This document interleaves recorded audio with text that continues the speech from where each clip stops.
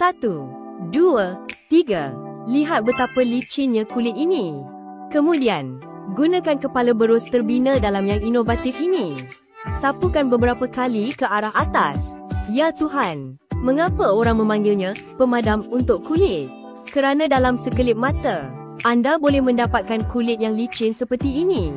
Saya telah berkongsi produk ini berkali-kali dan ia benar-benar luar biasa. Hanya satu produk ini mengintegrasikan 5 fungsi penting dalam satu parti krim. Buku asas, bedak asas dan penyembunyi. Sangat mudah digunakan, terutamanya untuk wanita yang tidak mahir dalam solekan pagi atau yang sentiasa kesuntukan masa. Produk ini adalah penyelamat nyawa. 1, 2, 3. Kemudian anda gunakan kepala berus terbina dalam. Sapukan pada kulit ke arah atas dalam beberapa langkah mudah. Tidak sampai seminit, anda sudah selesai. Kepala berus ini diimport dari Jerman.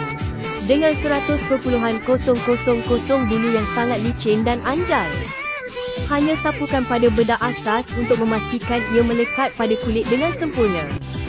Produk ini juga mengandungi 34% pati.